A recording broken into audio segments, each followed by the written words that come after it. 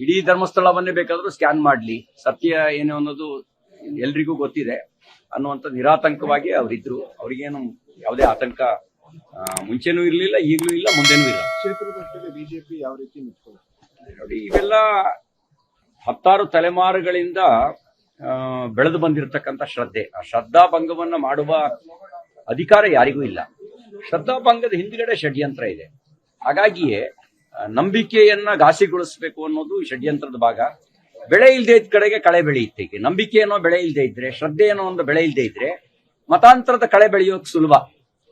ಮತೀಯವಾದಿಗಳ ಷಡ್ಯಂತ್ರ ಅವ್ರನ್ನ ಈಡೇರಿಸ್ಕೊಳ್ಳೋಕೆ ಸುಲಭ. ಅದಕ್ಕೆ ಕೆಲವ್ರನ್ನ ಟೂಲ್ಗಳಾಗಿ ಬಳಸ್ಕೊಂಡಿದ್ದಾರೆ ಅನ್ನೋದು ನನ್ನ ಅನುಮಾನ. ಇದೆಲ್ಲದರ ಸಮಗ್ರ ತನಿಖೆ ಆಗಲಿ. ಧರ್ಮಸ್ಥಳದ ಜೊತೆಗೆ ಧರ್ಮವೇ ಇದೆ. ಧರ್ಮವೇ ಧರ್ಮಸ್ಥಳ ಇರಬೇಕಾದ್ರೆ, ಸತ್ಯವೇ ಧರ್ಮಸ್ಥಳದ ಜೊತೆಗೆ ಇರಬೇಕಾದ್ರೆ ಸತ್ಯಮೇವ ಜಯತೆ.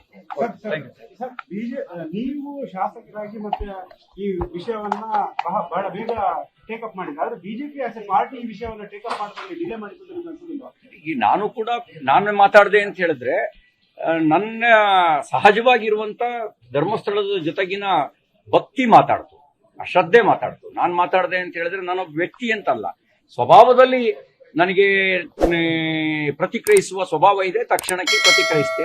ಇನ್ ಕೆಲವರು ಕಾದು ನೋಡಿ ಪ್ರತಿಕ್ರಿಯಿಸೋಣ ಅಂತ ಪ್ರತಿಕ್ರಿಯಿಸಿದ್ದಾರೆ. ಆದ್ರೆ ಸತ್ಯಮೇವ ಜಯತೆ. ಲೇಟೆಸ್ಟ್ ಹಾಗೂ ಇಂಟ್ರೆಸ್ಟಿಂಗ್ ಸುದ್ದಿಗಳಿಗಾಗಿ ಬಾಸ್ ಟಿವಿ ಕನ್ನಡ ಚಾನೆಲ್ನ ಸಬ್ಸ್ಕ್ರೈಬ್ ಮಾಡಿ.